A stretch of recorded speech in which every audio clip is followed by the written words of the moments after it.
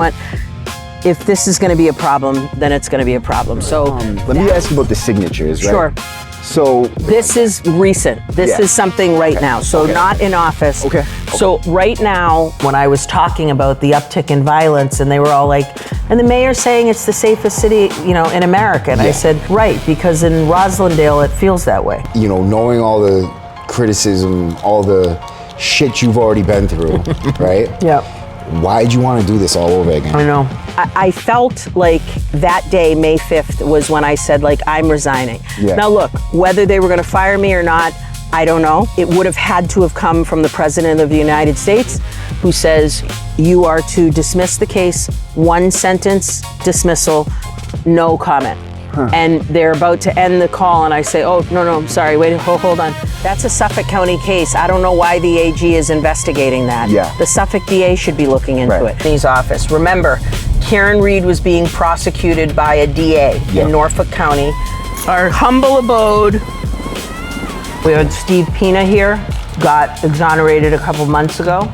All right, guys, as you can see, I'm sitting here with the one and only Rachael Rollins, and today is gonna be a good day. We're gonna get into everything, and just to make it clear, before we started this, she literally told me that nothing's off limits. We could talk about anything. So today we're gonna get into everything we can anyways. So my name's Rachael Rollins. I am 55 years old.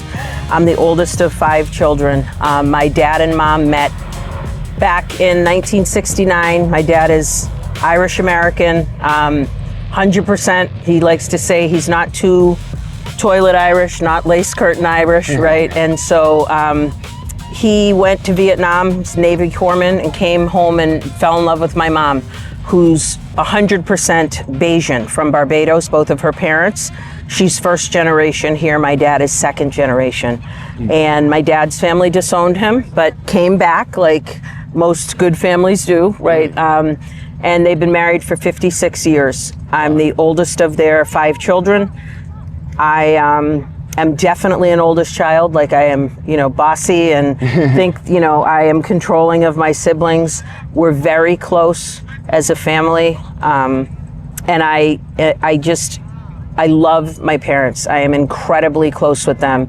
They're conservative. My dad is very conservative, military, and thinks many of my policies are crazy, but loves me and understands where, I hope understands where I'm coming from. And I like to say that his service to our country gives me the opportunity to have the beliefs that I have. So whenever he talks to me, my phone is down and I'm listening. And even if I'm like, you know, I'm actively listening. I'm not thinking about what I'm going to say back to him, because he deserves the right to be heard, but for his service, I don't get to have my opinion. So, yeah. So you grew up at least having a different perspective, right, in your own household, and learning to listen to those things, right? Yeah, and just multicultural family. Like, my dad makes you look Nigerian. Like you're tanned, right? Like he is not a sun person, right? Like he's not a day walker, right? Like so, but love him to death. You know, he's endured a lot. Like has survived multiple cancers, and but is at my house actually right now with my nieces and my daughter, and we spend a lot of time together. He is one of my favorite people in the world. Like not just my dad. He's a real one. So, awesome. yeah. So again, you know, I think different like colors, different countries, different belief systems, different religions, but love all around. And it gave me such a wonderful perspective on life. Like all of my dad's brothers, like him, were in the military and law enforcement. So my dad was a correctional officer for a couple years, and then spent 40 years in the Boston Public Schools. My uncle Kenneth was a trooper for 30 years and was an Army Ranger. My uncle Mark was in the military and then worked for the Postal Service. Their father was in the military and served with distinction. Their uncles, right, were all police officers, but all military. So, and even on my mom's side, her dad came from Barbados and joined the Navy as well. So I have a deep respect actually for law enforcement in the military. I just also understand that no profession is errorless, Yeah, right? absolutely. So there's a piece where, you know, me holding them to a high account doesn't mean I dislike them. I actually love them, right? And just want to see better. I just want to see better. Yeah. Yeah. And let's bring up your connections to certain aspects of the community. I mean, I know this is a touchy situation, but you had said to me that you have a sister that's actually running on Mass Ave. And yeah, she was just seen very recently on Mass and Cass. I have siblings that have cycled in and out of HOC facilities and DOC facilities and BOP facilities, Wow. all due to mental health and substance use issues. Right. I am the guardian of two of my nieces. People think they're sisters. They're actually first cousins. So my brother and my sister, I'm the guardian of their two children, Wow. each. And 11 years, right? 11 years. So I got them when they were 2 and 6. They are 13 and 17 right now, and love them to death. I'm close with my brother. My sister, I want her to, you know, to get well, you know, and it's heart-wrenching because as funny and smart as I think I am, nobody was funnier or smarter than Liz. It's always like that, you know. The best people just end up in addiction. Yeah. It's like doesn't pick and choose. Yeah, and it terrifies me, right? Because if 3 of my 4 siblings, you know, we all do things big, right? Like, you know, and so I know for me with drinking, you know, I have to be careful because it's like I'm the person that doesn't drink at all. Yeah. You know, and I have no problem saying no, and then I can have one drink, or I could be the person that was like, we built this city, you know, like I'm up till 2:30 in the morning, Chris Farleying my way through the night, not the cocaine part, but just the drinking.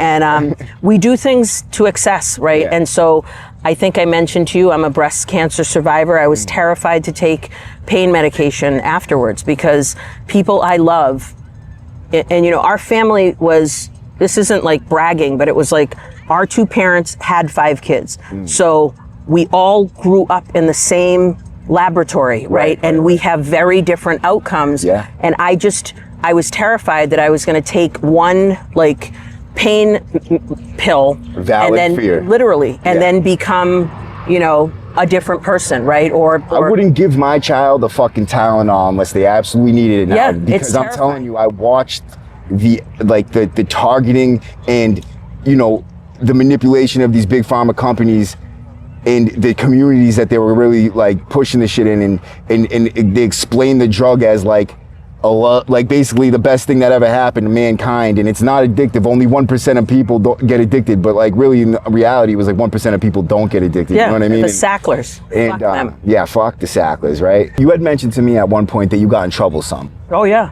So let's talk a little bit about your involvement with the law and things like that. So I mean, I laugh, right? Like I as DA have exonerated people accused of murder, but when I was 19, I was charged with receiving stolen property, and it was quaffed, right? Yeah. Continued without a finding, as everyone knows, and then dismissed after a year, and I never sealed my record. My younger brothers, remember I'm the oldest of 5, had started getting into a little bit of trouble and got some juvenile cases. They were never in DYS, but they did have several delinquencies, right? Yeah. And then sadly that sort of trickled into more charges as they got a little bit older, and one of my brothers has spent many years ago, years in a DOC facility. Another one of my brothers, before I became the U.S. Attorney, spent 3 years in a federal Bureau of Prisons, which I, you know, obviously had to disclose when I was up for U.S. Attorney, which is the chief federal law enforcement officer.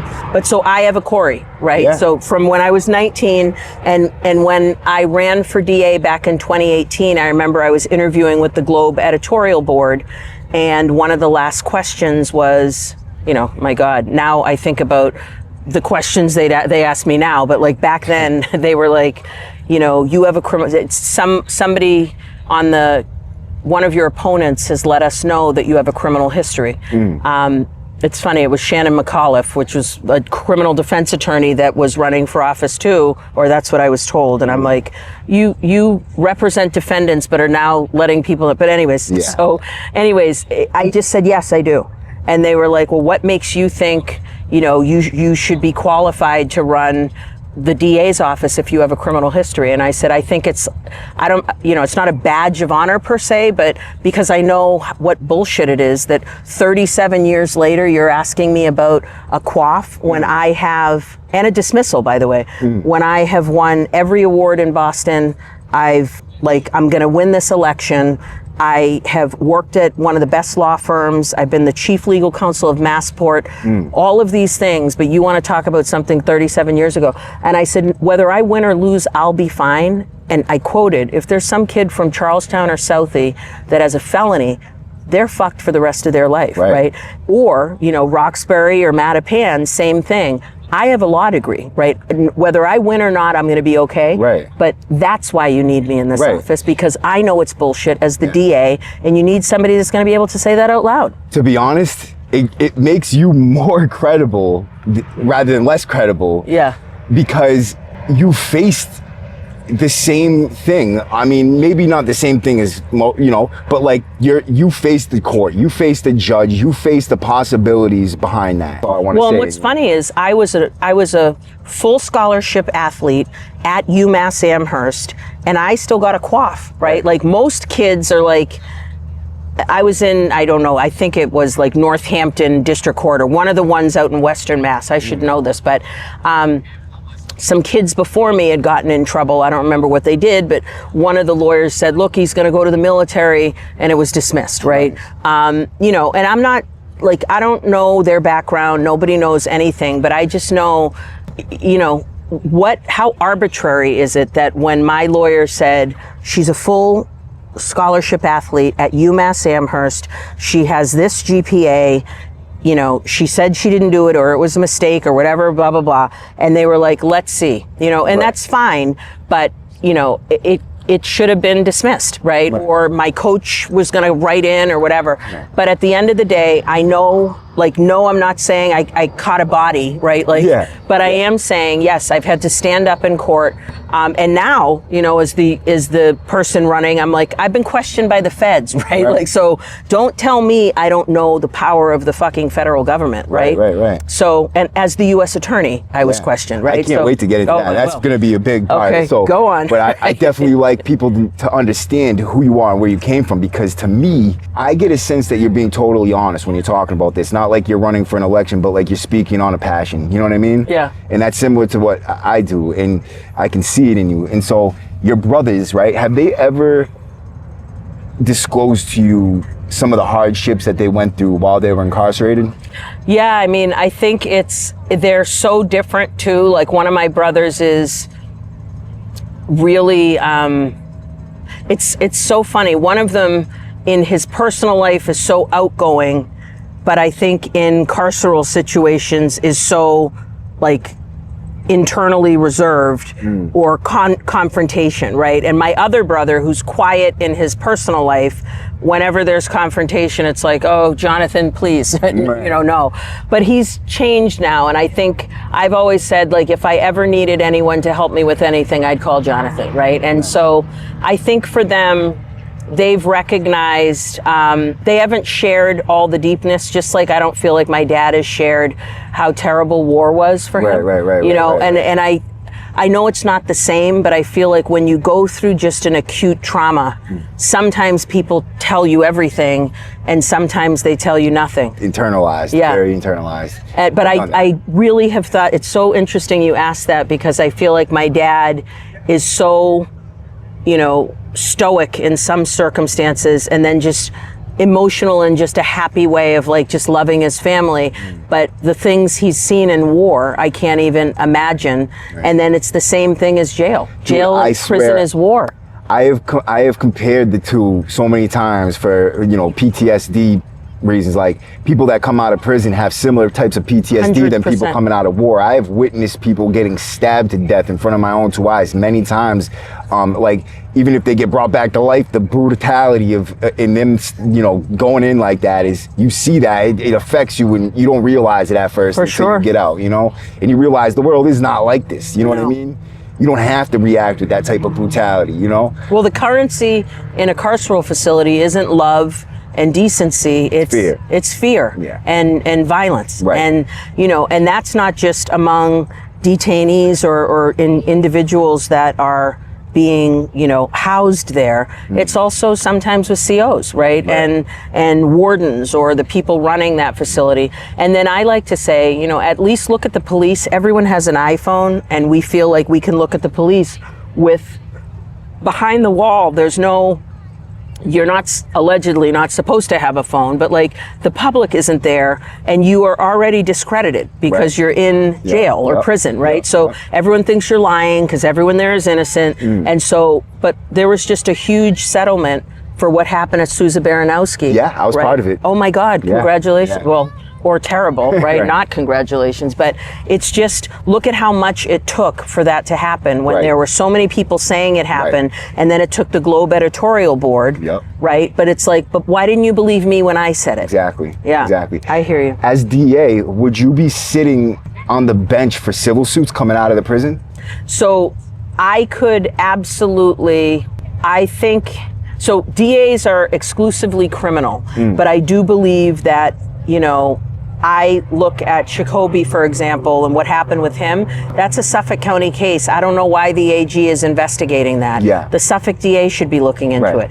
And I don't know whether the current DA had a conflict or not, but I feel like in custody deaths, even hearing you speak that day and others, it's like, who is over, you know, as DA, the sheriff and I got in a little bit of a tiff before because I was saying to my chief of homicide, who works for me, how do we even know when people die in you know, nobody's implying, or maybe you are, but you know, I'm like, who do they report to when somebody dies, right? And so Mark Lee or whoever the head of my homicide unit was like, oh, well, they have to tell a doctor or they call the hospital. I'm like, all right, but if the person's in the hospital, I believe the hospital is going to tell us the time of death or acknowledge. But if they die behind the wall, how do we know, right? And so I don't even know what the protocols are for that. So most of the time, even if they're absolutely stone cold dead right there, they send them to the hospital, giving them CPR. Oh, right.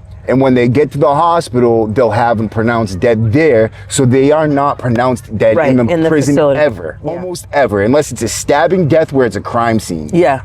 And a lot of times, even then, if they have anything left in them, and it isn't an old thing, they're going to send them out to the hospital and be pronounced dead there. And I've seen it happen. I believe a lot of it's, you know, the statistics that build up after people dying there so much that it goes online and they're like, oh, wow, look at this, you know?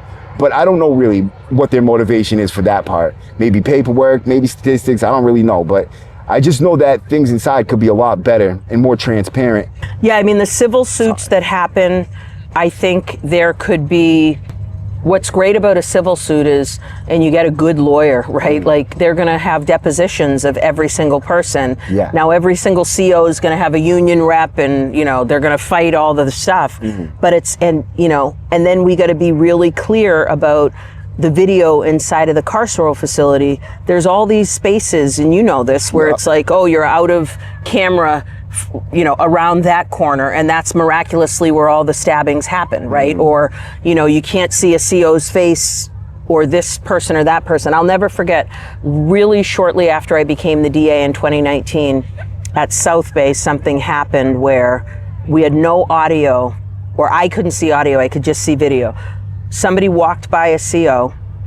The CO obviously said something to him. He turned around, did this, and kept walking. The CO said something else. The guy turned around and punched him. I think he punched through his face, right?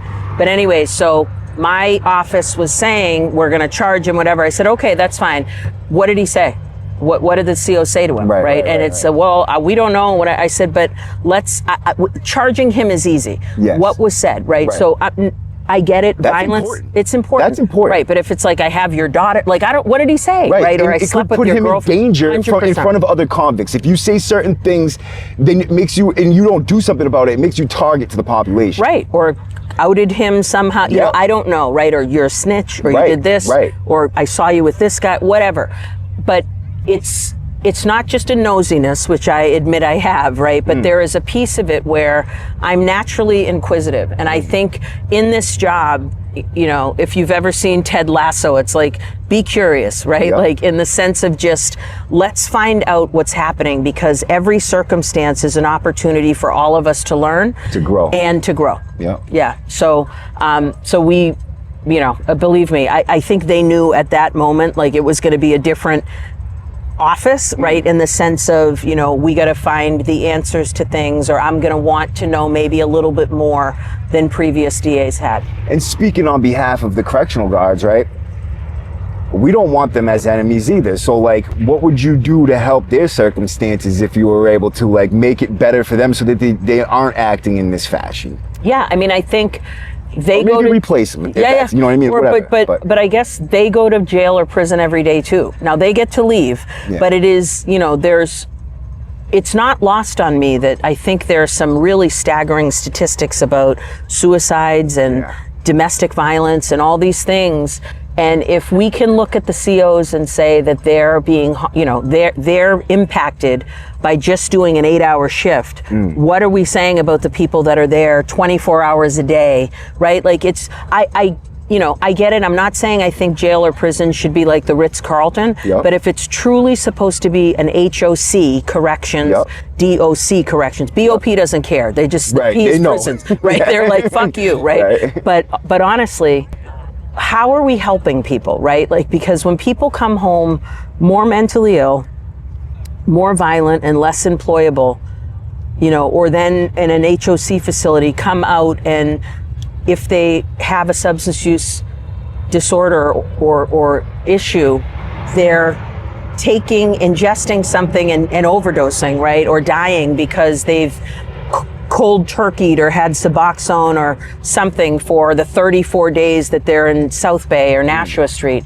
We just have to think bigger than the problems. And I think that's the issue with the DA's office, is like, if I really only believe my job is to put people in jail or prison and not give a shit about any of the other things, we don't even need a human to do that job. Anyone can just say, go to jail. Right? What we need is somebody who's, you know, understanding or willing to hear from people smarter than them. What am I missing here, right? Like, because even when we get into this, you're going to hopefully talk to me about the differences between sort of forced incarceration or forced, you know, recovery.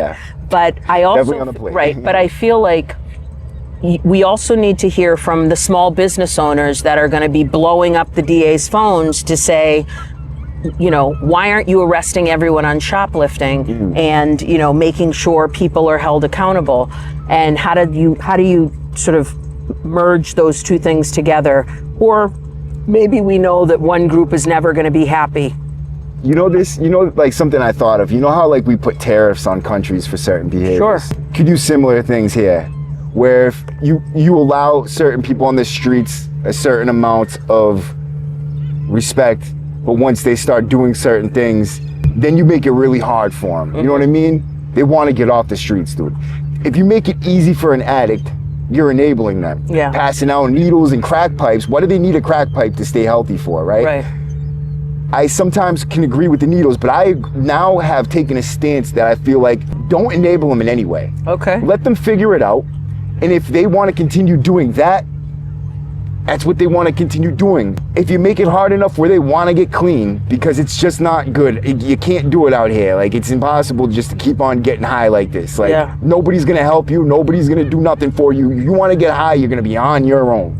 And that's not to say leave them out there to die either. Like, I think there should be mental health professionals 24/7 on spot, on the scene, talking to people, and when they're ready to go, they're able to go. You know what I mean? I like that. But if you're arrested and forced to go to this place, a lot of times I've heard also that the police car follows them only to the highway, and then they're convincing the Uber drivers to either let them off at the next exit and they're back on Mass Ave, or you know, they're just jumping out of the vehicle and ending up back on Mass Ave. So that option is kind of, it's flim-flammy. Like it's not I love working. flim-flam. Yeah, it's not working is what it is. What would you be able to do as DA to make it better on Mass Ave or places like that? So what I did as DA before, and I think it was worse when I was there, right? Like it was encampments, you know, remember the Commissioner Gross and I got in a huge argument because he had Operations Clean Sweep, where literally they threw away people's wheelchairs, they swept up everyone. And I just said, look, if we can't make targeted arrests, what are we talking about? Every person here did something wrong. I mean, there were questions about like, is a tent a home? Like, do you need a search warrant to go inside? Like, they're acting as, exactly. If I'm, you know, now I was hearing, I didn't see this with my own eyes, but the people had like space heaters in the tents. There were I mean, there was a lot of stuff going on down there. But what I did was I said, like, I've had it, right? Like, no one is doing their job. Because remember, tons of catch basins, people were missed. And I'm at the bottom, the criminal, like, carceral system. Catching them right here, and everyone's pointing at me saying like, now do something. And I'm like, well, what the so they, you know, they didn't get the help they needed in school, or they don't have appropriate housing, or they don't have mass health. They don't have a health care provider. They don't get the mental health treatment they need. They have a substance use disorder. They aren't getting treatment for that.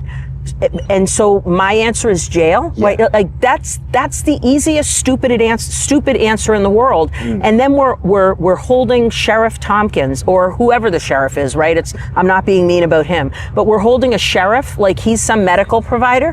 He's a sheriff, right? Like so, and I get it. There's medical facilities inside of a jail or a prison. I guarantee you, if they could work at Mass General, they'd be working there, right? So no disrespect, but I'm like, come on, right? What are we doing? How are we getting the people who need the most help are getting the worst help, right? One. And then two, you know, I'll never forget, like, this whole thing about, like, getting people health care and real health care, right? Like, even back to my nieces that were, the reason I took them, they were both going to be put into DCF custody.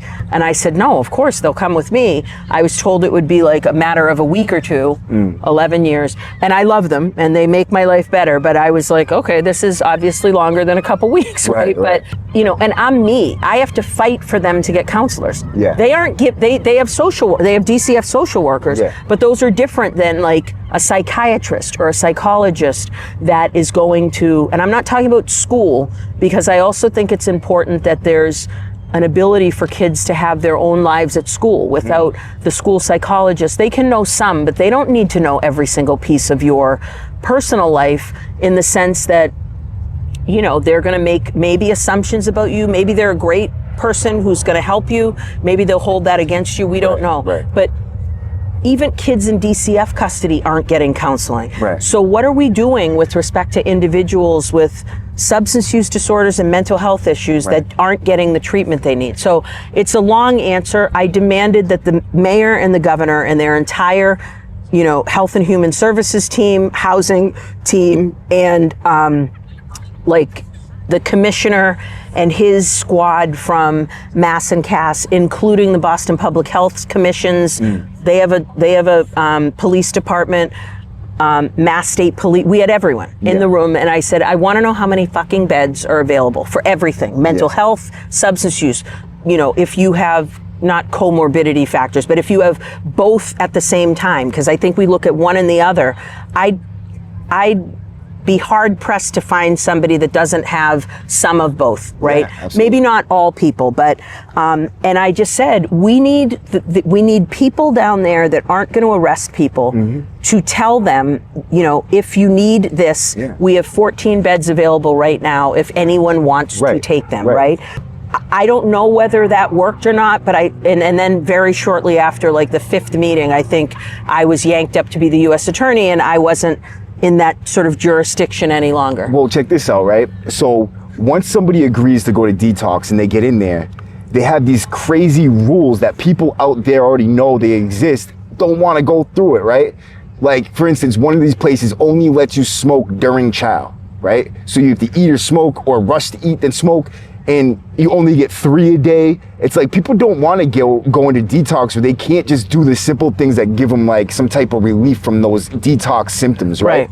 So what I feel like is if you limit them completely what they can get before they decide to take treatment and take that option. But don't arrest them. You don't have to arrest them. Just limit them, limit. And then as soon as they decide to do something with their life, reward them. Yeah. Give them reward, give them love, show them that you care, and I guarantee you the response is going to be much better. Okay. You know what I mean? Reward people for taking treatment. Not like, don't give them a house and money, but reward them with other things, love, food, better rules inside these places, like more cigarette breaks, more leisure. If you're having a hard time, people that actually care and will come and take care. I think meeting them like that would be a really good I love idea, it. man. Yeah, I mean, and put more money into the healthcare down there. Like you said, it's the worst of the worst. And then you go into BMC, you have to scream that you're suicidal 10 times to get any type of detox, right? And you have to be suicidal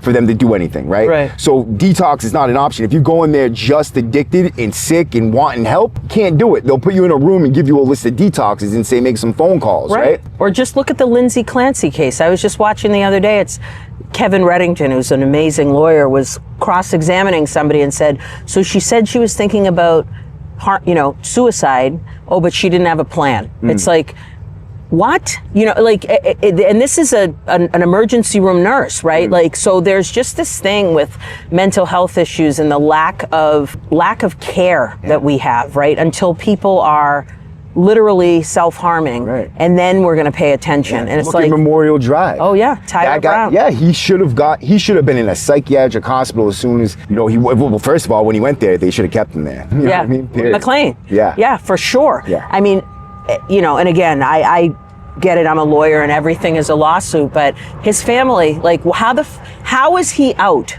Right. Who said he's okay? And then that happens. Right. And what's sad is because it's a Tyler Brown, will whoever made that decision ever be held accountable? Right. No, but Tyler will. Yeah, for sure he will. And he wasn't in his right state of mind. I know Tyler. Smart kid, dude. Smart kid. I heard he was one of the best students in the program at Tufts. One of the best I wouldn't doubt students. it. He's a very smart kid. Sat in DVU, nothing but study, dude. All the time. He's very quiet, respectful, and I believe with the right treatment, he wouldn't have been what he became. Yeah. And that's part of the fucking flaw in the system. Yeah, I agree. But let me ask you the tough questions real quick. Sure, I'd love it. Let's go. And this is, what we've been looking for, is getting this, if not cleared up, then let people be able to make their decisions for themselves, right? Yeah. You got a forced resignation, correct? Was it forced, or did you resign on your own? I resigned on my own. There was a huge investigation happening from the Office of Inspector General when I was the U.S. Attorney. Yeah. So remember, the DA is elected, the U.S. Attorney is nominated by the President of the United States, confirmed by the United States Senate. The only person that could have fired me is President Joe Biden. Wow. So the Office of Inspector General did an investigation, made allegations against me, wrote an enormous report. At first I was like, what is this? Are you serious? Right? I was told about an event by DOJ, do you want to go meet Jill Biden? I got, rules that I was supposed to follow. I followed them. So when it happened, I was like, what is this? Yeah, sure. I'll answer whatever questions you have. And then the longer it went on, the more I realized, and of course you listen to your lawyer, don't answer questions. You know what I mean?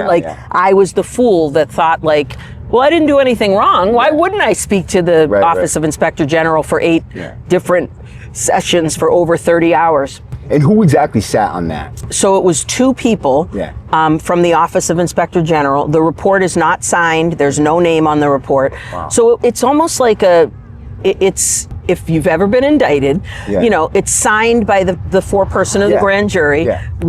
Or if there's a complaint issued or you're charged, it's signed by an assistant United States attorney. You have the person's name.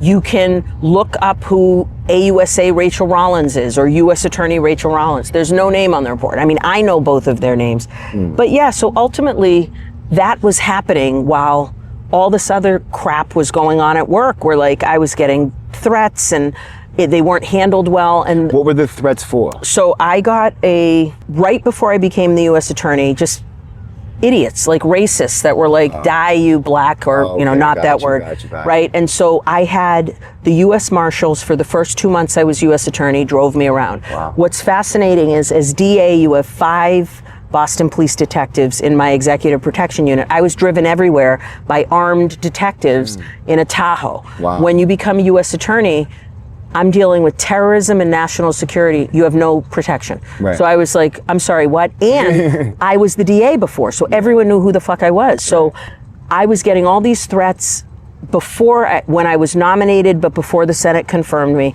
So the U.S. Marshal Service for 2 months drove me around, or drove behind me, covertly watching me, whereas BPD, when I was DA, it was overt. Okay. So about 3 months after that ended, I got a threat in, that had a couple pictures of me, my home address, an AR-15 on the side, and something on it that said the list, and it said Rachael Rollins, first, U.S. Attorney. Wow, so dude. I showed, the marshals and was like, this is a threat. And they were like, no, it's First Amendment protected. And I'm like, I think it's a threat. So whatever, that wasn't handled the way I wanted it to. And then 2 weeks before I resigned, I got another call in the office, and some emotionally disturbed person was screaming my name and said they were going to come in with a shotgun. And I wasn't told for like 5 or 6 hours. And of course, it's like a day like this, it's May 5th back of 2023. And I'm like, go out, I'm getting Starbucks, like I'm outside. And I realized, I was like, why am I fighting to be at a job where like nobody gives a shit if I'm alive or dead, right? And it's not even funny, but like I have kids. This was 23 years ago. So I had a 10-year-old and a 14-year-old. And my daughter was, 19, right? And so I'm a single mom of 3 girls, and like, there's weirdos that like, and remember, like the first threat that came in about me being the first, U.S. Attorney was like a couple days after the Tops shooting, right, at the supermarket where some lunatic killed all these black people. On May 14th, 2022, 4 years ago today, a racist, white supremacist terrorist traveled more than 2.5 hours to the only grocery store in a predominantly black neighborhood on the east side of Buffalo to carry out a targeted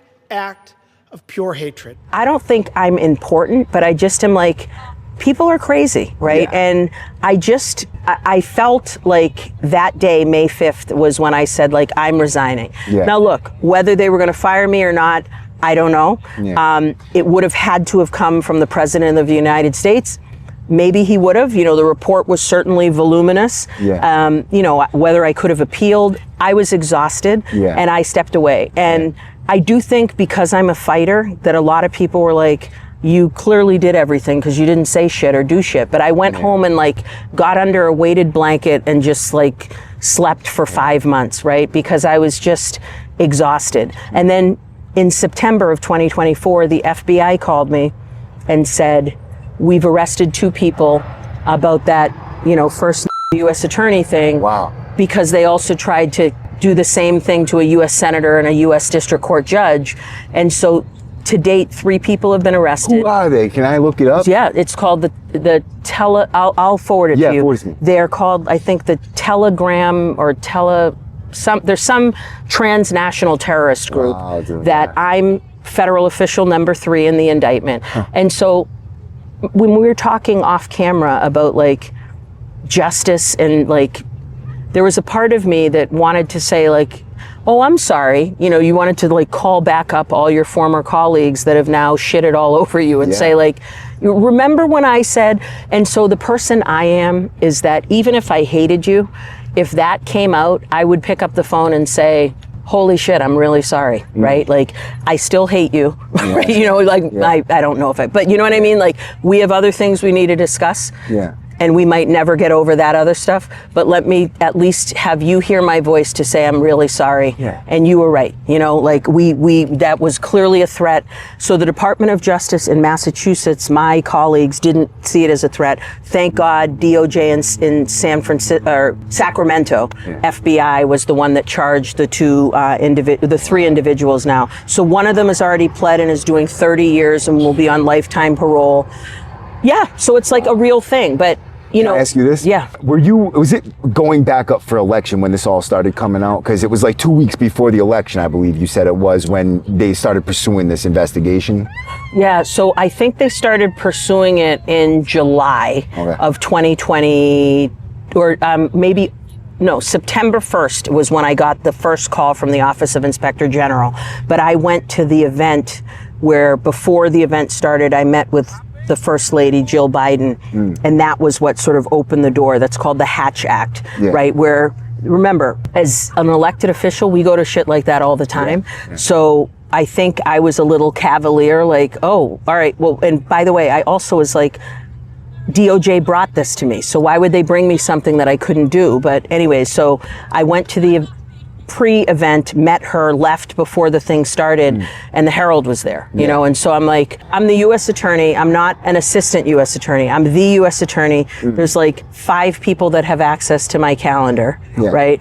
And the Herald is there and knows that I am getting it. So there's just a part where I'm like, okay, you know, and honestly, I'm not even pissed about that, because I feel like if someone thinks they're a whistleblower, okay.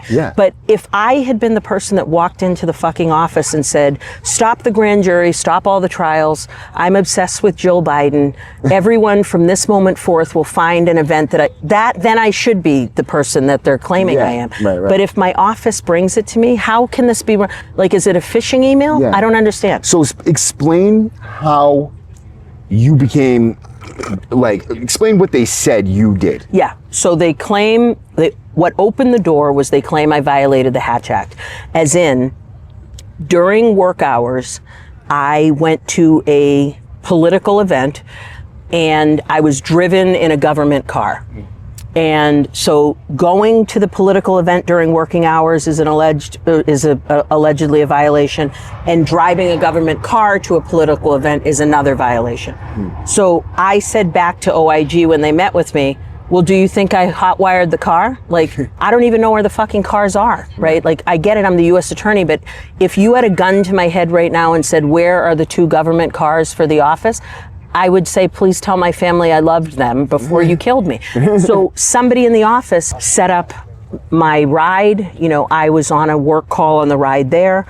And from the moment I get out of the car to the moment I got back in the car was 19 minutes, right? Because I got out of the car and the Herald asked me a question. I made a phone call. The second I responded to them, and then I was walking out and made a video, like, just leaving now on my way to blah, blah, blah.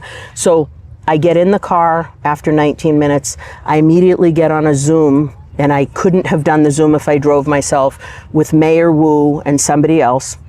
We drive to Melrose, and I meet with the mayor of Melrose and somebody else about another issue, and I get home that night at 9 p.m. So I'm doing government work on the way there. I go to the thing and meet Jill Biden before it starts. I leave, and then I do government work on the way home. They say that's a violation of the Hatch Act. In which way? In that they just said I shouldn't have driven in the car, and that they don't buy that they think I attended the event. And I said, but as I was leaving, Senator Markey was walking in. I didn't speak, I said to them, I'm a fucking former politician. You don't think I know what a fundraiser is? Nobody asked for money. No one spoke. There was a podium. Like, I left before anything started. And what would have been the major issue even if you did attend? Because, all right, so this is a great part. When you are the U.S. attorney, you are allegedly a non-political person. So when you are running for office and win, you are a political person, right? So because I was appointed by the president, I was not permitted to be partisan at all. Like, I can't be appointed by a Democrat and go to a Democratic event. Believe me, we made a lot of arguments about why we didn't think it was a violation of the Hatch Act. OIG didn't care. So what happened, though, was when they started the investigation, I think they started speaking to all these other people. I immediately said to my entire staff, I want you to know there's going to be an investigation. You are to answer all questions and get back to every single person you're supposed to. Mm-hmm. Do not tell the truth, right? Yeah. Do not talk to me about it. If you want to talk to anyone, talk to my first assistant. Only because I'm involved, right? Not like F you, right? But immediately, and that's a like public record, you could pull that. But then they started asking about like, we heard that you went on this trip. We heard that you spoke at this place. We heard that you got kids tickets to the Celtics. And then the biggest thing they claim is that I interfered not with my election, but the DA's election in 2022. And my whole point was, no. 3 days after the election, there were all these articles leading up to the election about this, all the craziness Kevin Hayden was doing. Yeah. And which way did they say you interfered? Was it that the signature thing? No, they are claiming that I gave the Herald a document. Okay. And I so did. Whistleblower almost? Well, I would say, right? Yeah. But it was 3 days after the election. So I kept saying to them, how can I interfere with an election that happened 3 days ago? And so honestly, like, no matter the outcome, I'm giving you factually what I was saying in my 30 hours of interviews. But at the end of the day, when I look at it, had been texting with Ricardo Arroyo, who I knew well. I didn't speak to his campaign, but I can totally understand that there are people that wouldn't believe that I was able to separate, like me talking to Ricardo and talking about all the great things that he wanted to do in the office and answering, nope, we already do that, or no, we don't do that. There were a couple times I spoke to Kevin, but not nearly as much as I spoke to Ricardo. Right. And so I think with all of our texts, and then me also giving the Herald the document, they were saying I interfered with that election. So now, you know, I would say back, what would it have done? Made him look bad? No, what was on the document? So what the document said was we are going to at least look into all of these open source Herald and Boston Globe articles. Remember, Kevin was alleged to have done a quid pro quo, right? He dropped a charge against a MBTA police officer. And then the next day, Kevin called and said to the lawyer that he had just dropped the charge for the police, are you going to give to my campaign? Yeah. So I didn't know that. I read that in the Globe, and I thought that sounds like a quid pro quo. I sent it up to DC to say, look, this is my old office. This is open source information. I'm learning it just like everyone else. Then I got a big letter from Northeastern University Law Center, like some professor there, asking me to open an investigation. I sent that to DOJ and said, I'm getting a lot of requests here. Yeah. What are we doing? Right. I was getting calls from the Herald at the time from a reporter telling me, we're hearing from your office that you aren't going to look into the Kevin thing. And I kept saying, and this is before the election, who is telling you that? Right. I'm the U.S. attorney, right? Like, whoever you're speaking, and by the way, that's a violation, whoever you're talking to. It certainly isn't me. Yeah. But that's the point. It's like there's a piece where when you're explaining or you're deflecting, you're losing. I used to say, I'm not here to make friends, I'm here to make change. You know, I think, you know, the first day I became U.S. attorney, I dismissed a huge case that they had that was falling apart. And, you know, which case was it? Can you say? Yeah, for sure. It's called the Gang Chen case. Chinese national, or he's became a citizen of the United States of America. We charged him with like being a spy, essentially. There was a press conference, not release, press conference about what a terrible person he was. He taught at MIT, almost lost his job. This is a year before I became the U.S. attorney. I get in, my first day I'm there, and I'm told by the office, we can't prove the case. And so I'm on a call with Washington, D.C., the head of national security, who says, you are to dismiss the case, one sentence dismissal, no comment. And they're about to end the call, and I say, oh, no, I'm sorry, wait, hold on. I took the liberty of looking this up. You had a press conference when you thought this guy was a spy, right? And selling our information to China. Yeah. Are we having a press conference? And he was like, excuse me? I said, yeah, no.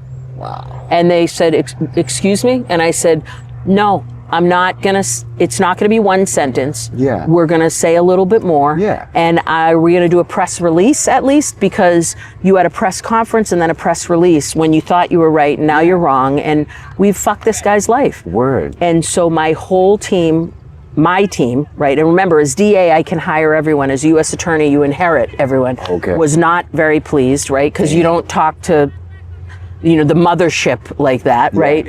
And I just said, I mean no disrespect to you, but you guys went to Harvard. I'm sure that's the time you've spent in Boston. I live here, right? And so what you're not going to do is, you can't even prove materiality. Like that's what they couldn't prove. Like it was not a material act. And that's like embarrassing that we spent years and ruined this man's life. So after we dismissed, I then said, ironically, where are we going to do an where's the OIG investigation in this, right? So, or just, can we see what we did wrong? Like clearly there were errors made. And then I dismissed another case a couple months later, Baptiste and Bonsi, where we had destroyed evidence, lost evidence, not us, the FBI. And it's all public. And I just said, again, what are we doing to make sure that this doesn't happen again? Are we going to do an OIG investigation? So what's hilarious is like, no OIG investigations about that, but then I'm sure they were like, here's your fucking OIG. But all jokes aside, look, there are things I would have done differently for sure. The Celtics ticket thing, I'm like, let's talk about it. I'm like, dude, there's the Shamrock Foundation, right? Which has existed for almost 30 years. My younger sister used to run it. And I was engaged to a person that worked at the Celtics at the time. So it's like, if you think that I'm going to jeopardize my entire life to get 30 kids from Holyoke tickets through the Shamrock Foundation, like all I did was put them in touch with the Shamrock Foundation. But they felt like me asking as the U.S. Attorney was like a finger on the scale. I, of course, did the research. It usually takes 6 weeks for any other, or it's on their website, the Shamrock Foundation, 6 weeks for any, program to get an answer. Ours was 6.5 weeks. And no disrespect to the Celtics. It would be one thing if they were like, my kids got to be floor seats and live with Jason Tatum for a week. They were in section, they had great 304 tickets, right? Like they were, with a monocle, right? We love you, Celtics. You know what I mean? But it's like, it's the same space that every other kid got. It was, so there was just this kind of like, what are we doing? Like, really? And so, and who were these kids? So these are kids that I met through the U.S. Attorney's Office. There's a program called, that I inherited as the U.S. Attorney. It's been in place well before I got there, called You Can Be Anything You Want to Be. So I went to in Springfield, because remember, U.S. Attorney has statewide jurisdiction. DA is only Suffolk County, Boston, Chelsea, Winthrop, Revere. So I go out to Springfield, I go to a basketball tournament, I'm meeting these kids. They love basketball, and I'm like, oh, when's the last time you've been to a Celtics game? None of them had ever been to a game. So I'm like, so I look at the sheriff out there and the DA. I'm like, what are you guys doing? Like, why haven't you brought these kids to a game? I said, well, we'll see if we can get you guys to a game. And then I call the head of community engagement at the Celtics and say, if the program's eligible, let us know, right? Luckily, if they hadn't been eligible, I probably would have asked the guy I was engaged to, like, can you get these kids 30 tickets? Dude, but what's the problem? I don't even understand. So they're claiming it was like, that the tickets that we got were worth $3,000. Now, remember... What did they say? It came from campaign funds? Or? No. They said it just because I shouldn't have used my title as U.S. Attorney. And I said, but I didn't. What are you talking about? Like, I used to work for the Celtics, right? When I was in law school. My sister used to work for the Celtics and run the Shamrock Foundation. You know what I was always wishing for? What? Politicians that would do things like that despite what anybody would say about it. Right, I know, right? No, but there's... Why is that a bad thing? Well, no, right? but there's a part where it's like, there's some things in the report that I'm like, I wish I hadn't done that. And then there's others where I'm like, I wish I had gotten 100 kids to, like it's just, but through I wish I was independently wealthy and could have paid for them all myself. The Celtics said, are you going to come to the game? And I said, I might swing by. And after the second half, I think I went in, walked up, took a photo with the kids, posted it, and left before the third quarter started. So they were like, and you even went to the game, so I was just like, you know what? If this is going to be a problem, then it's going to be a problem. Right. So that was one other thing. Let me ask you about the signatures, right? Sure. So while you were still in office, they said that you had went around and got, or they alleged that you went or you forged signatures that you claim the community actually signed or something This like is recent. This is something right now. So not in office. Okay. So right now, I left the U.S. Attorney's Office May 19th, 2023. Okay. I announced probably, goodness, in early May of 2026 that I was going to run for DA. So 3 years later. And what I said, my phone was ringing a lot and people were asking me to run. And I said, I will run, but the community has to get my signatures. I'm not getting any signatures. Not because I think I'm better than people, but I did say, like, if you really want me to do this, it's hard, right? So if we can't get the signatures, then yeah, it'll be a little egg on my face, but if the community isn't with me, I want to know that early, right? I don't want it. Right. And so makes sense. Right. And so, but last time I didn't get every signature, certainly, but when I ran in 2018, I went out and got signatures, volunteers did as well, but you need 1,000 certified signatures to be the DA. So I gave, one group 80 nomination forms blank with the word Boston on the bottom. I gave a woman like 10 with the word Chelsea on the bottom. I got one sheet from Winthrop that somebody brought back to me, and a couple from Chelsea. That was Chelsea was the hotly debated one. So Revere, I got some. Winthrop, I got some. Boston, I got tons. And then Chelsea, I gave to one woman, and then another group got like 3 sheets. So my phone starts ringing and people say, we have 10 sheets from Boston for you. I'd go and pick them up and I'd drive to the election office and I'd turn them in. What I needed to do better was like review all of them to see, do the signatures look great or not? So I feel like I have to own, even though I didn't get my name is on the corner, right? Yeah. So I own it, right? Okay. And what I will tell you is that we turned in all of these signatures in Boston. We have over 1,400 certified signatures in Boston. We got one in Winthrop, right? But we only had one person sign. I think we ended up getting like, let's say 50 or 60 in Revere, but we ended up with maybe 80 to 100 or so in Chelsea.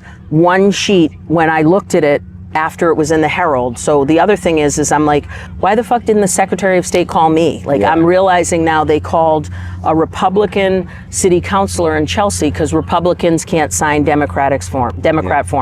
But I read an article that said they called him back in May and said, do you want to file a complaint or challenge it? And he said no. They also, the city of Chelsea called the Secretary of State and the Republican, but nobody called me. So I'm like, I found out about this reading it in the Herald or the Globe, and I literally said, I would have fucking challenged the thing, right? But I should have looked at them, right? Like go ahead. Let me ask, what did they say was wrong with the signatures? So what it looks like, and I wish I had brought it with me. I don't have my bag. Yeah, I'll send it to you. You can tell. So if we were doing signatures out here, I would have a clipboard. I would walk up to those two people and say, hey guys, how are you? I'm Rachael Rollins. I'm running for DA. You're not voting for me, but will you sign my paper so I can get on the nomination form? Yeah. And they'd say, screw you, or sure. And I'd hand it to the man and he'd write his information out. And then he'd say, honey, I'm gonna sign for you. And I'd say, no, she has to sign. And then in her handwriting, so no two people have the same handwriting, right? So there's no way in hell I'd be able to tell if the address was correct, but when you actually look at the form, I think within 5 seconds you can tell, wait a minute, all of these signatures in the name section they look like they're in the same handwriting, right? Yeah. So for me, whether that was on the bottom of the 5, there's no excuse for it. My name is on the top. Even though I didn't have the forms filled out, I turned the sheets in. Yeah. So you're making no excuses for this. And by the way, I have never told anyone this because at 55, my mom will still give me a spanking, I think. I called every person on that list personally to say, this is Rachael, and I spoke to many of them. This is Rachael Rollins, I want to apologize.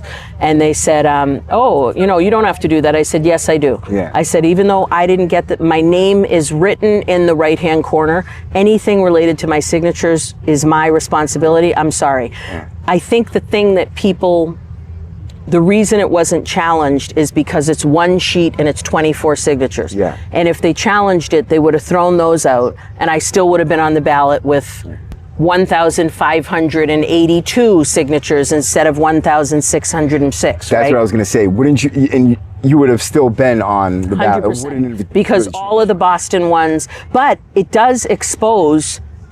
Number one, I hope they find who the fuck did this, because for me, whoever did that, it's clearly not, oops, I didn't know. Like, I also gave, even though I claimed like, oh, the community got my signatures, I'm going to send you, I gave a sheet that said do's and do nots of signatures, right? Yeah. It says, do not allow one person to sign on behalf of another person who is not present. Yeah. Like, so this is the do's and don'ts. I'll send you that sheet. Screenshot and send it to me. So anyways, there is, there's just a part, but even still, and I said, but it's not like, again, when you're explaining you're losing, it's like Maura Healey needs 10,000 signatures to be the governor. She's not getting, there's a team out there. And then, but at the end of the day, I get it. Like, I think with me, there's always something, right? Like, so there's just a piece where, I have to own that too, that I'm like, is it that I'm messy, or is it that there's always going to be something with me, right? Like, is it that, and then I guess what is really interesting is I said back to some of the people on my team, like, this is why I'm a maniac, right? Like, you think I'm an asshole when I say, like, no, I said you have to do it this way, because when you aren't like that, then something like this happens, right? And, I'm actually, clearly I wish this didn't happen at all, but I'm grateful it was me that turned it in and not somebody else, for fear that they'd be feeling like, oh my God, I fucked this up. Let me say this, you've learned some very valuable lessons through all this. Yeah. But I'm 55, right? So it's not like I'm 11, So what is the first things that you feel need to be addressed when you take office, if you do? 100%. We have to get whatever there's, which is shocking to me. Like, people are talking about shoplifting and lists of crimes that, I was the DA that had a list where we would presumptively decline, dismiss, or divert, as opposed to presumptively prosecute. And I like to remind people, we would of course presumptively prosecute, but then 6, 9, 12 months later, we'd just dismiss. I said, why don't we just front load the dismissal? We'll save all that money. Hopefully people go into programming, and then we can create all these other great things. So I want to sit down, we talked about Operation Clean Sweep. When that happened, I met with the users union, right? I met with people that were terrified of coming into the DA's office, sitting at a table, hearing from them their experiences, and then fought publicly with Commissioner Gross, right? About like, what are we doing? Like, so people are trash now? We're just sweeping people up? Right. And not that I need a medal, but it's like, it's not fun when the police, the commissioner of the Boston Police hates you, and you're, supposed to be going into court every day getting information. But I'm, I like him, but I'm like, well, fuck you, right? This is, who's going to stand up for these people if not me, right? So, and we need somebody we need a chief or a commissioner that's going to have compassion. 100%. Fuck anybody that's a solid dickhead like that. Right. So, I think my hope is that my record has proven that I will go anywhere, I'll talk to anyone, I'll tell me what I'm doing wrong, because this is what this group is telling me. Maybe they aren't even lying, but they're not being compassionate, or they're only thinking about their bottom line. Like, I get that, but understand, I have to speak to both of you. You're not voted in, then people need to know the options and what they're looking at here. Sure, we just got into the car, and as we were getting in the car, I saw one of Kevin Hayden's, the current DA's, employees who I knew before, Tracy Lithcott, who's a great guy, runs community engagement for DA Hayden. And I stopped and introduced him to you because I want to make sure, obviously I hope I win, and I'm working to win, but in the off chance I don't and the incumbent stays in office, the community needs to know who these people are, so that when you need something, you can reach out to them, right? So that is, I hope inherently who I am. Like, I would never want to gatekeep and not introduce you to somebody in the office now, just because if you need something from the office, it's your office. It's not mine, it's not Kevin's, it's not Linda's. It's yours as the person of Suffolk County, or all of us as people of Suffolk County. The office belongs to us. So yeah, I mean, look, I ran against one of the candidates back in 2018. There were 5 Democrats back then, and I actually was independent. I like a good fight and didn't want anyone to think that I sort of waited on the sidelines for 4 Democrats to fight it out and then beat whoever came out bloodied from the Democratic primary in the general election. So I went from unenrolled to the Democratic Party, beat all 4 of the other people soundly, and then beat the Republican that was waiting for me in 2018. I think the other candidate in the race, the woman, is a person who worked in the office before.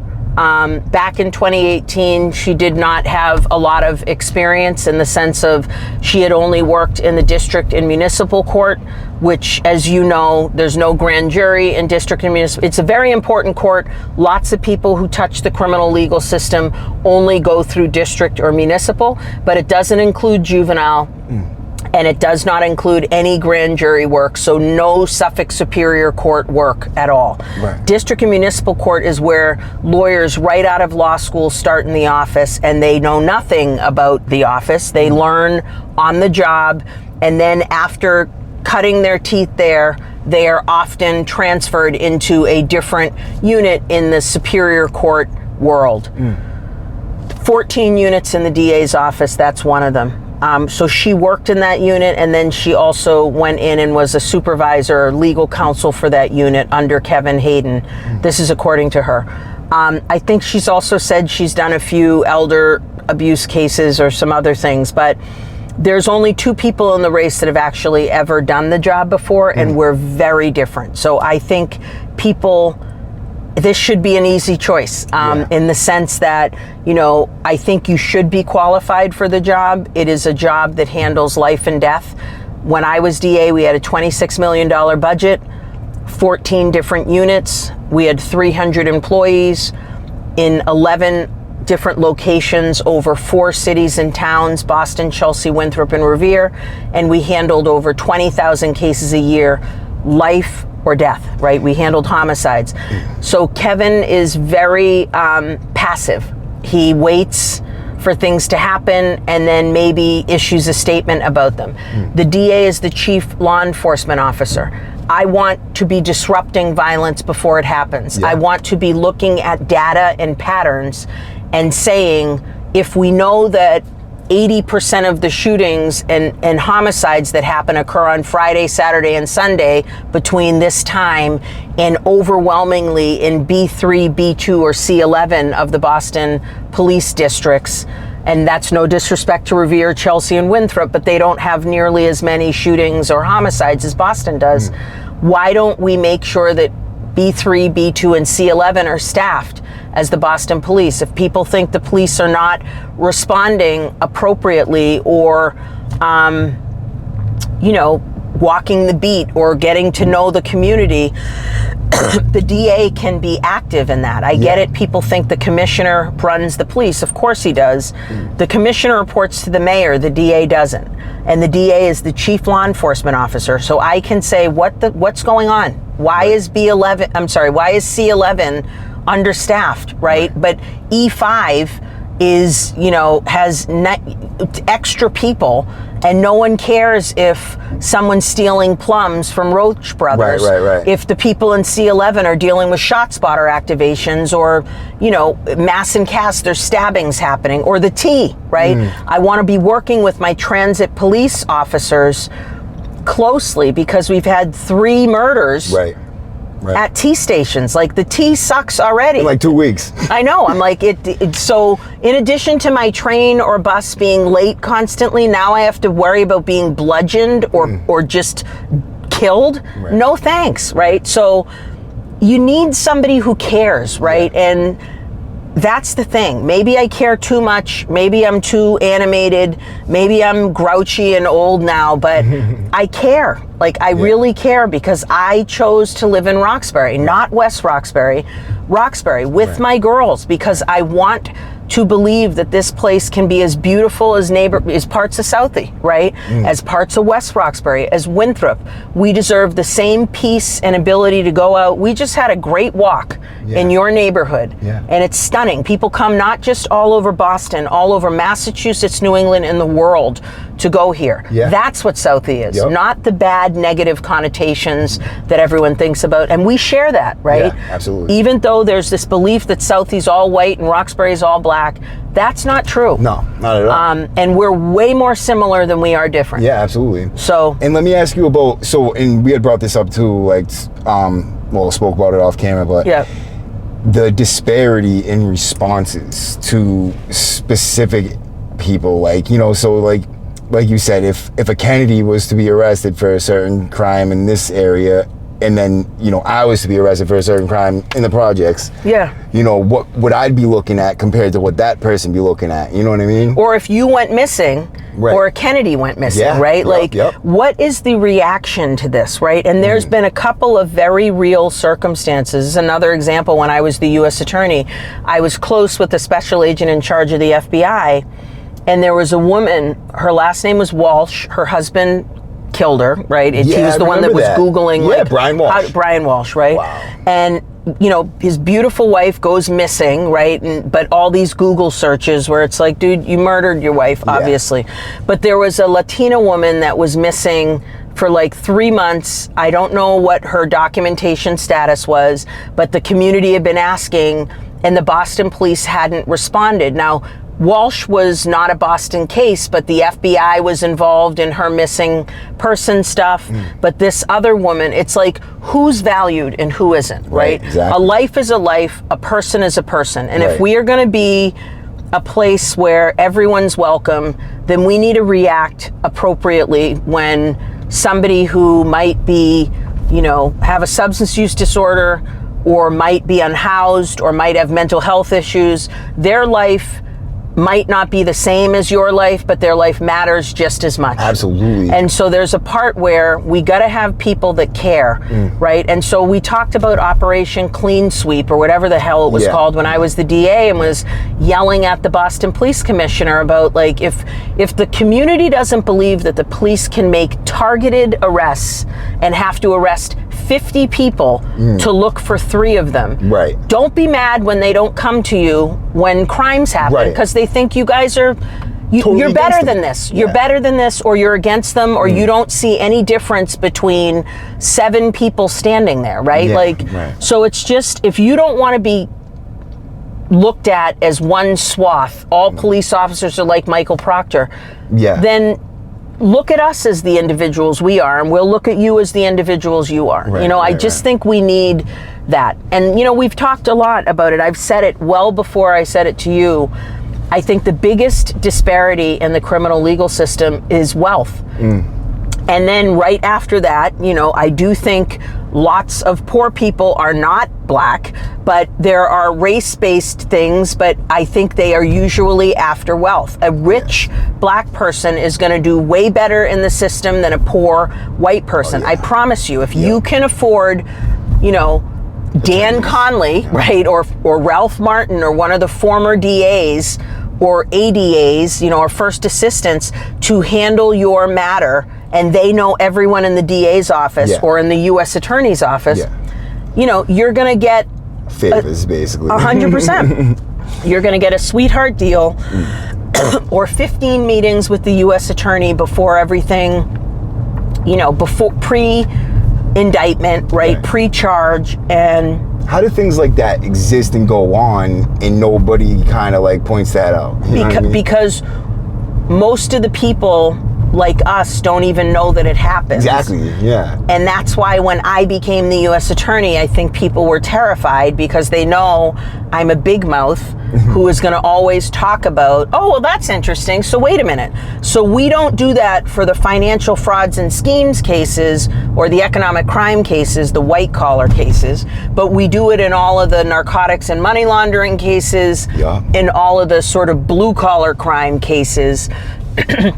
Why is that, right? Like, why is it that, you know, these individuals who ruin hundreds of people's lives by embezzling or, you know, pharmaceutical healthcare fraud, it's like, you know, testing all of their horrible drugs in third world countries for, you know, and then it's like false positives for, you know, lead blood tests, and it's like a false negatives, right? Or false, these false results where they go to specific countries. They're not going to Sweden, right? And they're not going to Italy, right? They're going to third world countries where they don't think anyone's going to care or notice.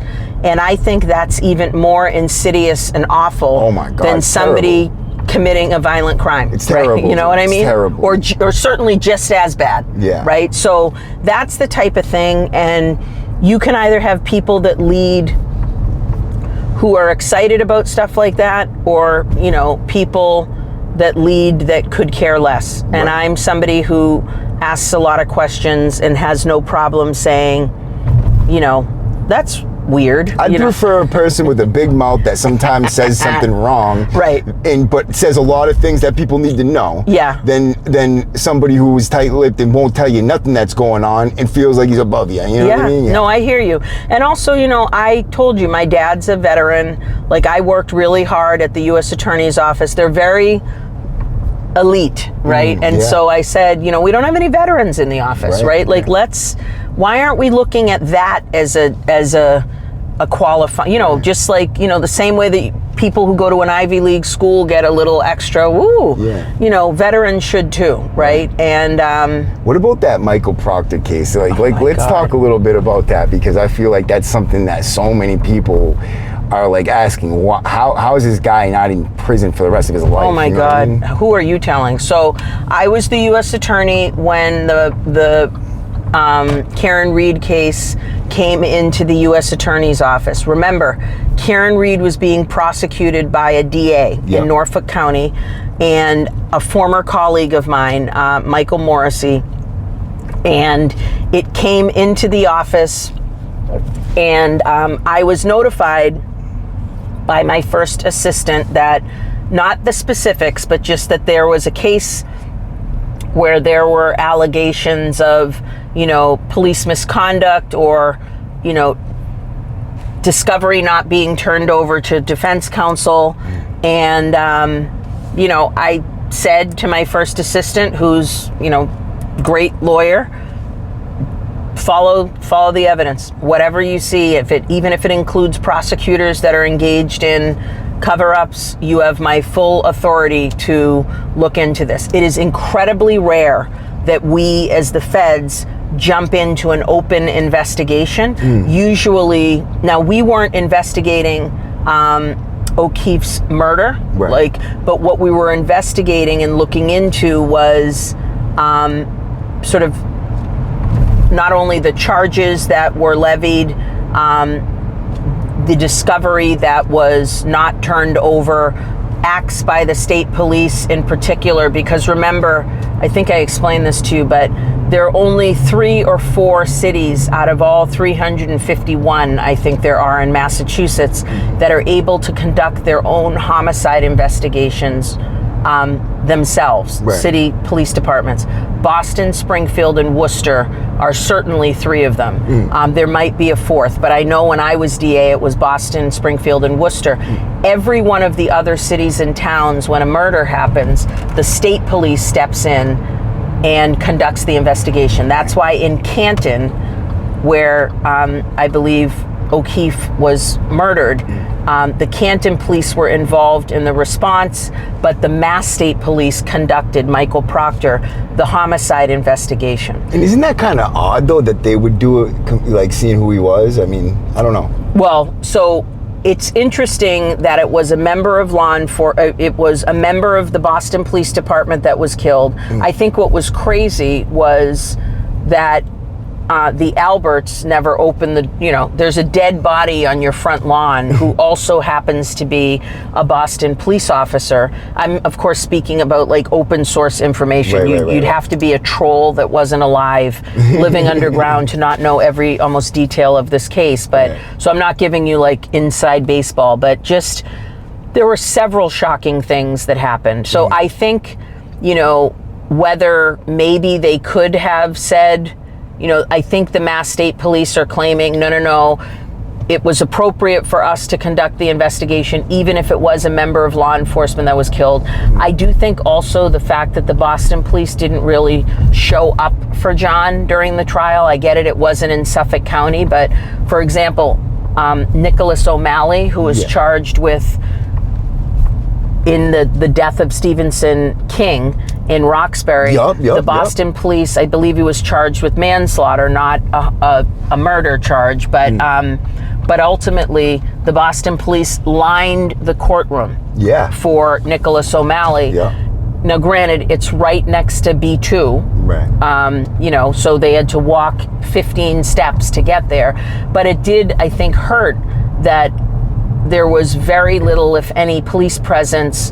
for O'Keefe's murder, But again, I think for me, the biggest piece of that case was the federal investigation finding that, the injuries on O'Keefe's body were not consistent with a car accident, right? And just all of the other, I just think it was a master class of criminal defense work. Right? So Jackson and Yannetti were, that back to our point, when you can afford exceptional counsel, they weren't handling 17 other cases like a public defender might be. I promise you there are public defenders that are just as good. They're just underpaid and overworked, right? I was going to ask you that question too. I was going to say, before you said that you inherit your staff when you become the U.S. attorney. So what is that? And that's what you're running for, U.S. attorney. So I'm running for DA. Okay, just DA is you can hire and fire every person in your office.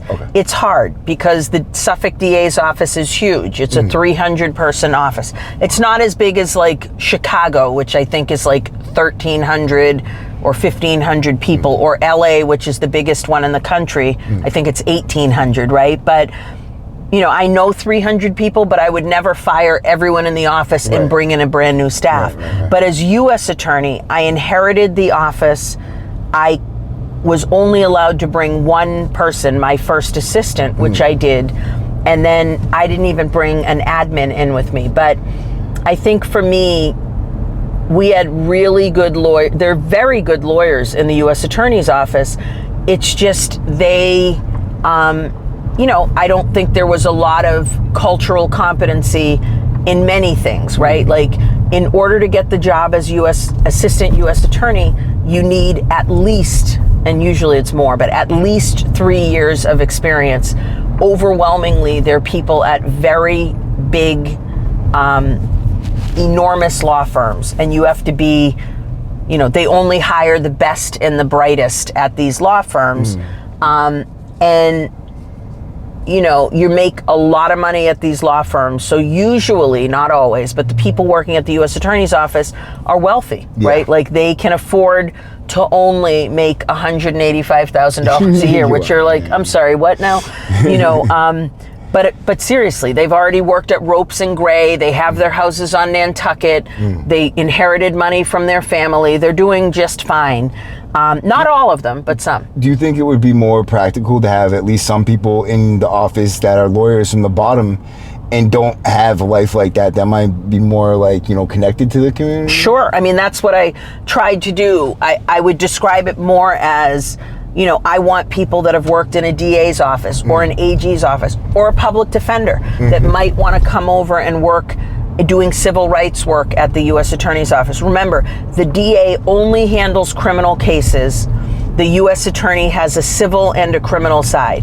So we defend the federal government whenever it's sued at the U.S. Attorney's Office, but we also bring charges against people that we believe are defrauding the government, but maybe not to the level of a criminal act, right? Like, so we bring civil affirmative cases against people.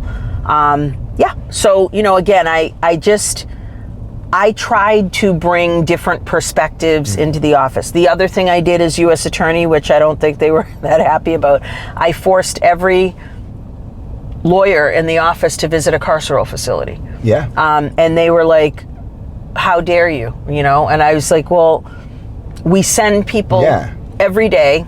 Let's find out where we send them. In fact, right? Police have to get maced before they use it. Oh, I know, right? And so there's a part where I'm like, and so I made them do a little, we did a poll to say, how many of you have ever been in a carceral facility?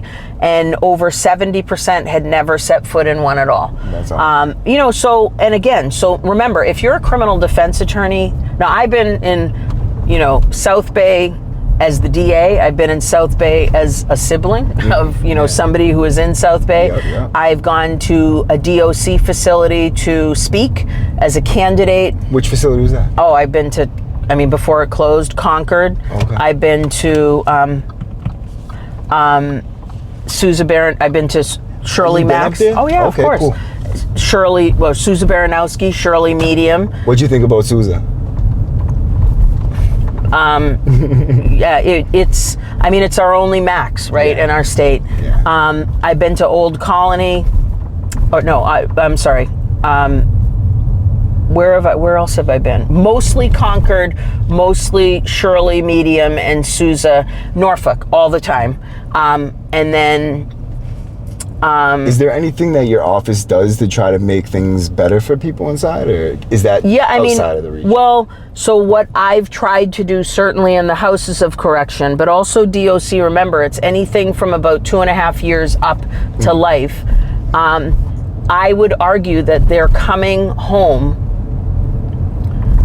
and if they are recidivating immediately, or they don't have a job, or they don't have an ID, or they don't have housing, I have said out loud before, every HOC and DOC and BOP and DYS facility employs some reentry person, or many of them. And many of them make a really good salary. They make 6 figures. Wow. And if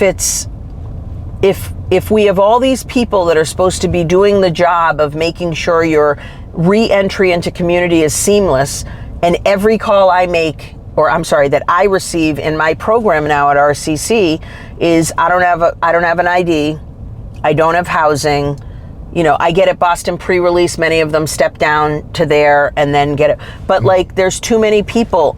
I'm not saying you get a penthouse in the seaport, right? But at least something. What are we doing? What are we doing? Right? And not having an ID is just so easy to resolve, because the governor has a weekly meeting, and whoever the head of EOPS is, the Executive Office of Public Safety and Security, which DOC reports up to, and whoever the Secretary of Transportation is, which the RMV reports up to, there's no other place in the world where we know more who you are than when you are detained. Yeah. You've been fingerprinted, we take a DNA swab. Think about it. We know exactly who you are. You're being watched all the time. So why do we need people to bring a letter from when you were 7 years old, 2 of your teardrops from when you were 15? It's like, when I had to get my real ID, I was like, oh my God, dumb. It was so many things. Yeah. So I just feel like, I get it. There are going to be people that have $700 worth of unpaid parking tickets. Fine. Even if they just get a mass ID and then later they work on getting their license, or paying down that debt or whatever. But I also, I feel like, do you know that when you go away, that unless you file something and you have child support obligations, even though they know you're incarcerated, they're still charging they you. charge you. Oh, I know. A lot of my friends get. And so there's a piece where I'm like, why doesn't CPCS or even the DA's office, and I get it, look, I'm a single mom, right? I get it. There are going to be people, or single dads, right, that might be getting, I don't want to make any assumptions about people, but if we know that this person isn't independently wealthy and is making $3 a week, you know, like working, it's slavery. It's indentured servitude of all colors, right? But you're not making money. But if you have a $400 a week child support obligation and nobody filed something to say he's incarcerated, can we suspend this while he's incarcerated? You're gonna get out, and then as hard as it is, it's now 3 times harder, right? Hard, So there's a part where it's like, there's a lot of issues like that. Right, and like luckily, because I have, this is my little headquarters right here. Yeah. And so when we had our campaign. And I see this here too, like that's. So the day we had our campaign kickoff, I had always thought about, you know, let's have a wall where people sign in. And some other great people on the campaign agreed. And one of them drew this beautiful heart. We had everyone that comes, before you leave, you can write something. You don't, it can just be inspirational. You know, my kids are like, we love you, you know, but, you know, it's just great. It's like, remind you when you walk in, what are we doing this for? Nothing worth fighting for is ever easy. That's right. And you know what, dude? Like, just a reminder that love is all part of it. For sure. Always right here on your wall. 100%. And then other photos, you know, obviously, I was going to get Frank Sinatra's up there. We love Frankie's photo. But I'm a big supporter and lover of Muhammad Ali. So he's the man. He is the man. He is the man. And so just a person who has struggled and fallen or been vilified and came back, and you know, it's like, how can you not look at that story and say, like, dude, what a life. You know, what a life. And so I mean, even, you know, I look at like some of these photos about people who have been on the wrong side of the law for the right reason. Anyways, and I'm having a sugar attack, so I'm gonna stop. We always have music playing usually when people are here. I want it to be a place where people feel comfortable coming in. When we had our campaign kickoff, I invited the whole neighborhood and just said, like, whether you vote for me or not is irrelevant. We're in the community, come by and say hi, right? And so, you know, and again, it was not really as much about like sign up, volunteer, you know, are you a 1, 2, 3, or a 4? It was more like, this used to be a church, you know, and walk around, and, you know, we have a cool little place in the back, and the side is adorable, and we had chairs outside and yummy food, and it's just like, that's what I want this to be. And you got to realize, campaigning is hard. And so the people that love me enough, many of whom know me, some of whom don't, but believe in what I've done, or I helped somebody they love. They're giving their time, which is like the most valuable thing on the planet. The least we can do is be grateful, make them feel comfortable. And try your hardest. Yeah, and try your hardest. And so we have, I think, 15 days left. Oh my God. And you know, I'm like, you can do anything for 15 days, right? But I want try to edit these right away too. But I want people to not feel like I gave up my summer for nothing, right? So we're gonna laugh through this, we're gonna work hard, people are gonna learn, we're gonna be grateful, and let the chips fall where they may. You know, knowing all the criticism, all the shit you've already been through, right? Why'd you want to do this all over again? I know. What a great question. So my phone, when I campaigned in 2018, everyone had my cell phone number that I met. And they kept calling when I was the DA. So that's why when you write your policies, I did something called the Rollins memo, where I literally wrote down all my policies. And it's easier not to, right? Because when you write down your policies, then people can say, like, you're not doing this, you're not doing that. My phone rang every day, you know, from people saying, like, your policies aren't being followed, or I love your policies, or you need to do more of this. Then I left to be U.S. Attorney, and lots of people weren't happy. They felt like I was sort of abandoning them. I left them. And so there is a part of this that I feel responsible, right, for like the unhappiness that people are voicing about the current administration. Many people will say to me, like, if you never left, we'd still have. And I'm like, oh. And that was your choice. But it was my choice, and I left because I thought as Suffolk County DA, I have jurisdiction over 4 cities and towns. As U.S. Attorney, I'm statewide. Because when I was the DA in Suffolk, I had tons of people calling me from Plymouth, Norfolk, can you do with us what you're doing there, right? Like, so many exonerees were like, I have a Plymouth County case, can you help me? I can't, right? Like, now granted, when people were up for parole, Tommy Kuntz, for example, is a guy that was a Marine, was charged, I think, with a murder, but was offered something like 2 years or something crazy that he didn't take, and then got found guilty, and he was, his sentence, I think, was commuted. I wrote a letter for him because he does so much work up at Norfolk for kids, for people from Boston. So it was a stretch, but I was like, I'm stretching, right? Like, if it's a positive thing that I can help somebody, let the parole board tell me no. But I just sort of think I kept doing the work and picking up my phone because people felt like they had no one else to call. And so my calls kept happening as U.S. Attorney. They kept coming when I resigned. So many people said, will you run again? We need you back there. And, even still, Matt, my phone is ringing right now. And like, I have people that are texting me saying, I can't get a return call from the DA's office. The anniversary of my loved one's murder is coming up. I haven't heard from the office since you left. And there's just a part where I'm like, if, the office needs to be responding to this, but if I'm going to be getting all the calls as the DA, why am I not the DA? One. And 2, the safest I've ever felt in my life was when I was DA. I had Boston police detectives that were exceptional, driving me around and, protecting me and my family. I feel like I have a lot of people that dislike me. Very few of them live, I would say, in Suffolk County. I don't think anyone at the Globe or the Herald, if they do live in Suffolk County, they're on Commonwealth Ave or in the Seaport. But most of them are writing from their houses in Hingham, right? And it's like, not to say nobody wants to hear from you, but it's like, you're not from Suffolk County. You're not dealing with, the Globe editorial board I think, met with all the candidates.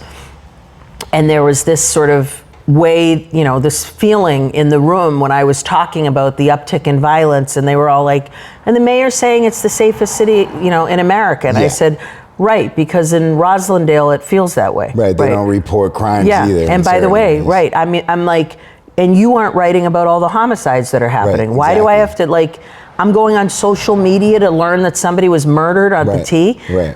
So it's just like, there's a reason people don't read the newspaper anymore, because they think it's all fake news, or if the mayor's paying or motivated, right? Or if the mayor gives the Globe access and the Globe's only going to report positively, what is happening, right? So, I don't want to play that game. And there's a part where during the editorial board, as I looked around and didn't see a single person that looked like me there, was like, I'm making a leap here, but do any of you live in Mattapan, right? Where homicides are up in B3 40%? Now, granted, it's from 5 to 7 or 8 now, but I get it. That's not a big sample size, but if you're one of those 5 murders or 8 murders, it feels like that to you. Every person counts. Every person counts. I don't give a shit if there was 50 murders. Each one of those is just as important as those 5. Yeah, 100%. Why does it have to be a big murder count? Do we want that? No. You know what I mean? Like, what the fuck? So there's a part where,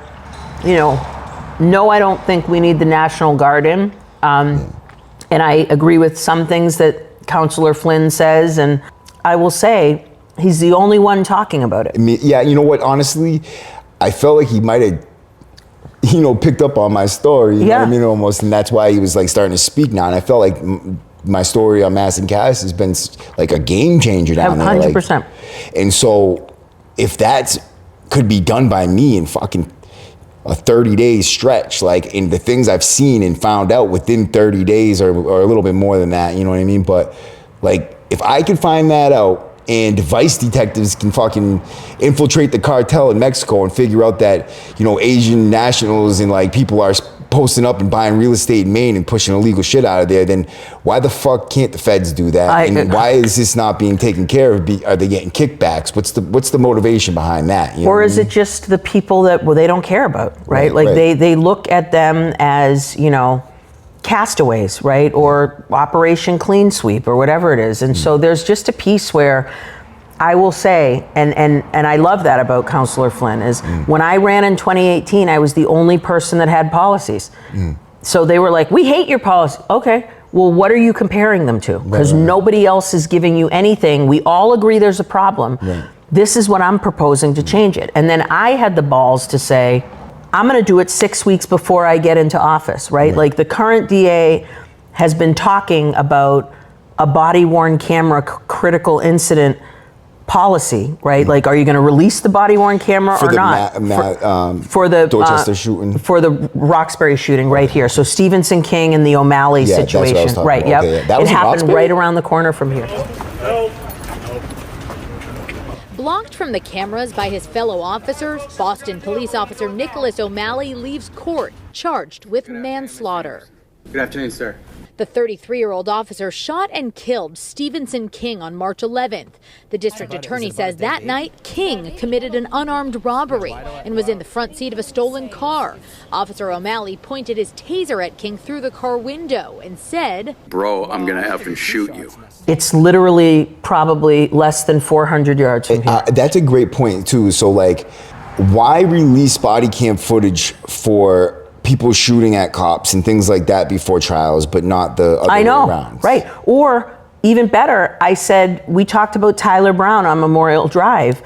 What if somebody had been live streaming what happened to Stevenson King? It would have been released. Right. So you wouldn't have released the body-worn camera. So the only reason we know what happened with Tyler Brown on Memorial Drive is because everyone at 808 Memorial Drive was filming out the window. And there was like a million cars. And a million cars going by. So we had all this footage, but for whatever reason, we have no policies. Remember, New York City has a policy. LA has a policy. All of New Jersey has a policy on body-worn camera critical incidents. Many of their policies come from the legislative branch because DAs in Massachusetts are unique, but the DA can issue a policy. Stevenson King was murdered in March. It is now almost September. Kevin has 300 employees, right? And you still haven't released a policy? He's not doing it until after the election because he doesn't want any shit, right? And so that's the thing, is like, that's another example of how we're different, right? And even though I'm sure my campaign, if I were the incumbent right now, my campaign would be telling me exactly what they're telling Kevin. Only one debate. He's not a great speaker. You know, he's not like, he doesn't excite people, right? Does that always tell the full story though, being a great speaker? No, absolutely I feel like not. There's some people that don't get office that might be better in office, but just because they're not good at promoting 100%. Or speaking, they don't reach that position. But he has no like, what are your policies, right? Even if you aren't like able to quote Anchorman, right? Or like Reservoir Dogs, right? Or whatever I spend my time watching. We don't have to have a beer together, but if you're doing things that are right and people can point to it, you don't have to be like sassy pants, right? Right. But, you know, so I'll take that back. But I will tell you, I'm, you know, as proven with what I did in 2018, I could have sat on the sidelines and waited for 4 people to fight and then beat them all in the general election. I want to tussle, right? I don't want anyone saying I got it easy, right? Because I don't get things easy, right? Hey, I'm the same way. 100%. And I'm like, no. Right, exactly. I want to beat you not when you have a torn ACL and you're sitting out. You're the best player. I'm the best player. I'll win this time. But I want to play you when you're, you know, it's Rocky and Apollo at the end of whatever, right? You know, so there's a piece of this where Kevin is being told you did one, it wasn't even a debate, a forum, no more. Jim Browdy on WBUR asked all 3 of us, would you do a debate on WGBH, I apologize, whatever the hell he's on, right? But police associations called dangerous, soft on crime, and claimed showed a reckless disregard for the law. But more than 70% of Suffolk County voters disagreed, electing her in a landslide, making her the first black woman ever to serve as Massachusetts District Attorney. And when she put those policies into action, her priorities seemed to pay off. according to Boston Police Department data from earlier this month, which shows violent crimes were down by more than 20% this year compared to the 5-year average, and property crimes like burglary and car thefts were all down 14%. Despite that, after Biden nominated Rollins to the U.S. Attorney role this summer, Republicans in the Senate did their best to stop a vote from even happening. And when it finally did, we heard arguments like this one. God help you if you don't want violent criminals robbing your store. God help you if you don't want drunken, homeless people setting up tents in your front yard. He called me, I said yes. He called Linda. I wasn't on the call, but he said Linda said yes, which I'm like, good, Linda, right? Yeah. Kevin was like, I have no time. This is a week ago. I have no time between now and September 1st. I've seen Kevin out at basketball games. Do you know what I mean? Yeah. Like, everybody has at least some time. You texted me, I met you Friday. Yeah. It's Sunday. Right. We're meeting, right? I'm eating candy and, you know, we've been everywhere together, but it's like, is this important or not? Yeah. Right? Yeah. And so I told you, nothing's off limits. Yeah. Ask me whatever the hell you want. If this wins me the election, thank you. If it loses me the election, I want people to know who I am, right? And so I'm too old to change like who I am, right? So there's a part where even our differences, me and him, is I would have been fighting with my campaign to say, I want as many debates as possible because I'm proud of what we've done. Absolutely. I'm proud of who I am. And I want to make sure that the people of Suffolk County vote knowing who they're getting in office. So back in 2018, 6 weeks before the election, I put up my list of 15 crimes. And I literally said to people, we're going to presumptively not prosecute these crimes. If you want to prosecute, you have to go to a supervisor and get permission, right? A young ADA has to go to a supervisor. You can, but you got to tell them why. Right. Explain it. Explain it. And so if you have 0 other shoplifting arrests or charges, and I have 9 other ones in the last 3 months, and you're dismissed and they say we want to move forward with Rachel's moving forward, right? Because it's like, clearly I'm not learning my lesson, right? Absolutely. Yeah. So the point is like back then I said before the election, here's what I'm going to do. If you don't like it, Greg Henning, Shannon McAuliffe, Evandro Carvalho, Linda Champion. Vote for them. If you like it, double R, right? Right. Roy Rogers, Rolls Royce, Rick Ross, Rachael Rollins.